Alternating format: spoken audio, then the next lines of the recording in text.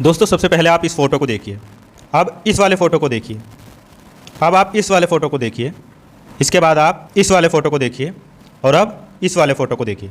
दोस्तों ये फ़ोटो दिखाने का मेरा उद्देश्य क्या है आप बहुत अच्छे से समझ गए होंगे, थंबनेल देखकर ही समझ गए होंगे, लेकिन यहाँ पर केवल फ़ोटो देखने से फ़र्क नहीं पड़ेगा।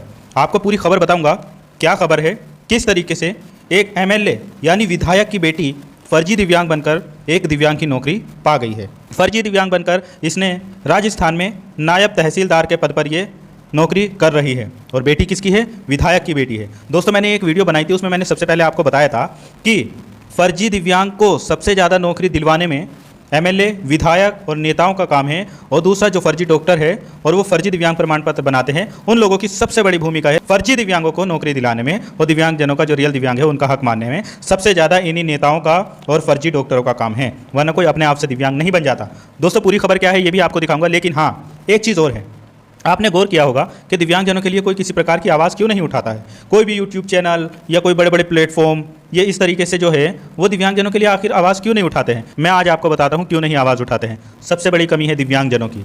मेरे साथी जितने भी दिव्यांग भाई बहन हैं, हम ही लोगों की सबसे बड़ी कमी है, इसीलिए कोई आवाज़ नहीं उठाता। अगर मैं आप लोगों के लिए वीडियो बनाता हूँ ना, तो उस वीडियो के नीचे भी अभी भी इस वीडियो के डिस्क्रिप्शन में बहुत सारे ऐसे बीजेपी समर्थक कह लो उनको या कुछ भी कह लो, भले ही वो डिसेबल्ड है, लेकिन वो अभी उसी प्रकार की बातें करेंगे कि अरे हाँ ये फर्जी नहीं पाई होगी, ये ऐसा है वो ऐसा है, मुझे अभी ज्ञान देने लगेंगे। और दूसरी चीज़ और, दिव्यांग साथियों से अगर कभी कहो कि आप लोग सपोर्ट करिए, सपोर्ट आपको पैसों से नहीं करना, कम से कम आप वीडियो को तो दूसरे दिव्यांगों तक भेजिए। जब ज़्यादा संख्या जुड़ेगी तभी हम लोग ट्विटर पर कैंपेन चला सकते हैं, सब कुछ कर सकते हैं, लेकिन नहीं, बस आप सिर्फ थोड़ा बहुत वीडियो स्किप करके देख लेते हो, कमेंट में जो लिखना होता है लिख देते हो, बाकी इस बात को आप सीरियस बिल्कुल भी नहीं ले रहे हो। दोस्तों अगर आप दिव्यांग हो तो इस बात को सही में मैं बता रहा हूँ कि इस बात को सीरियस ले लो कि अगर दिव्यांगजन अपने हक की आवाज़ अपने लिए नहीं उठाएंगे तो ये समझ लो किसी को नौकरी नहीं मिल पाएगी।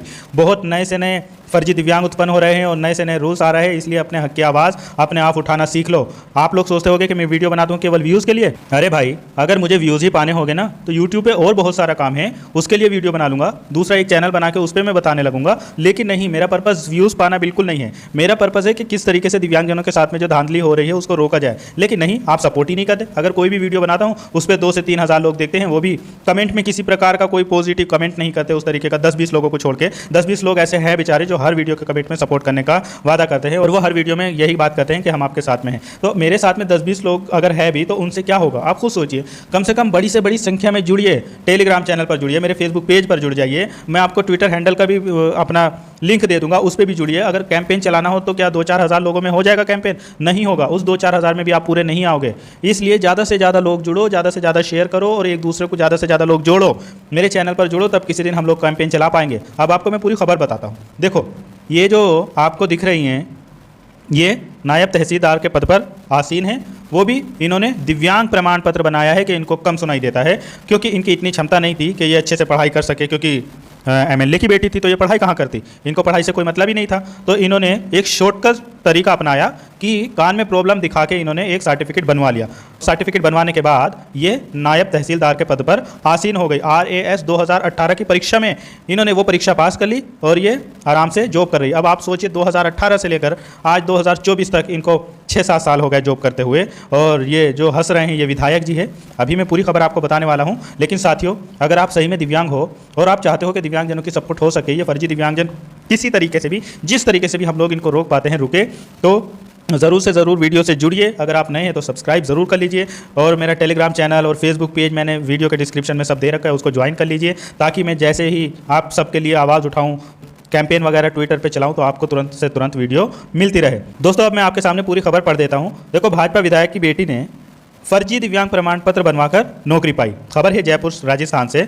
राजस्थान की राजधानी में एक नया विवाद गहराता नजर आ रहा है। अब अजमेर जिले के बयावर से भाजपा विधायक शंकर सिंह रावत की बेटी कंचन चौहान पर आरोप लगा है कि उन्होंने फर्जी दिव्यांग प्रमाण पत्र बनवाकर सरकारी नौकरी हासिल की। मामला राजस्थान प्रशासनिक सेवा RAS 2018 परीक्षा से जुड़ा हुआ है, जिसमें कंचन चौहान का चयन हुआ और उन्हें तहसीलदार के पद पर नियुक्ति मिली। अब आप खुद सोचिए, इन्होंने तहसीलदार के पद पर नियुक्ति पाई। शिकायत किस तरीके से हुई? अगस्त 2024 में मुख्यमंत्री पोर्टल पर एक शिकायत दर्ज कराई गई। शिकायतकर्ता ने बताया कि जो विधायक जी की बेटी है उन्होंने श्रवण बाधित यानी सुनने की क्षमता कम होने का झूठा प्रमाण पत्र बनवाया है और दिव्यांग आरक्षण का लाभ उठाकर परीक्षा में चयन पाया है। शिकायत में यह भी पाया गया कि नवोदय विद्यालय और उदयपुर विश्वविद्यालय से जुड़े दस्तावेजों की भी जांच होनी चाहिए। अब जांच एजेंसियां सक्रिय हुई तो शिकायत के बाद विशेष योग्यजन निदेशालय ने मामले की गंभीरता को देखते हुए राजस्व मंडल अजमेर को जांच के लिए लिखा। इसके बाद प्रकरण को एसओजी यानी स्पेशल ऑपरेशन ग्रुप ने अपने हाथों में लिया। सूत्रों के मुताबिक एसओजी ने कंचन चौहान को एसएमएस अस्पताल जयपुर में मेडिकल बोर्ड के समक्ष पेश होने के लिए बुलाया है और बोर्ड उनकी वास्तविक श्रवण क्षमता की जांच करेगा।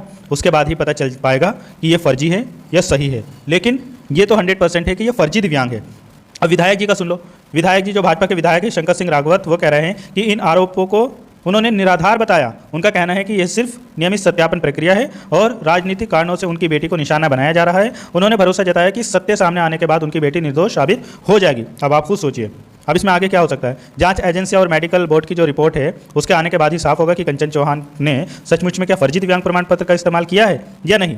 अगर आरोप साबित होता है तो उनकी नौकरी जो है वो रद्द हो जाएगी और उसके खिलाफ कार्रवाई की जाएगी। लेकिन आप खुद सोचिए, जिस बेटी का बाप विधायक है उस बेटी के ऊपर क्या कोई कार्रवाई होगी? आपको लगता है? मुझे नहीं लगता, क्योंकि जो बाप फर्जी दिव्यांग प्रमाण पत्र बनवा सकता है वो अपनी बेटी को बचाने के लिए कुछ भी कर सकता है। तो मुझे नहीं लगता कि कंचन चौहान पर बहुत ज़्यादा कोई कार्रवाई हो जाएगी। हो सकता दबाव में आके, अब जब हम ही लोग सब लोग इस तरीके के दबाव डालें, न्यूज़ चैनल दबाव डाले और जितने भी दिव्यांग कैटेगरी में काम करने वाले लोग हैं वो सब इस तरीके की फर्जी दिव्यांगों के ऊपर आवाज़ उठाए, तभी कुछ हो सकता है। तभी इस तरीके के फर्जी दिव्यांग रुक सकते हैं, वरना ये दिव्यांग नहीं रुक सकते हैं। बाकी शंकर जी को आप देख ही सकते हो किस तरीके से बढ़िया हाथ जोड़कर लोगों का अभिवादन करते हैं और बेटी को किस तरीके से लड्डू खिला रहे हैं। दोस्तों, आपकी क्या राय है मुझे कमेंट में ज़रूर बताइए। लेकिन आप लोगों के लिए अगर कोई आवाज़ उठाए तो उस वीडियो को सपोर्ट करिए। मैं ये नहीं कहता कि मेरे ही चैनल पर कोई भी अगर दिल से, कोई भी चैनल अगर आपके लिए दिल से काम कर रहा है और वो आपके लिए दिल से आवाज़ उठा रहा है तो ज़रूर उसका सपोर्ट करिए। मुझे ट्विटर कैंपेन चलाना है फर्जी दिव्यांगों से रिलेटेड, लेकिन मैं इसलिए नहीं कर पा रहा हूँ कुछ भी।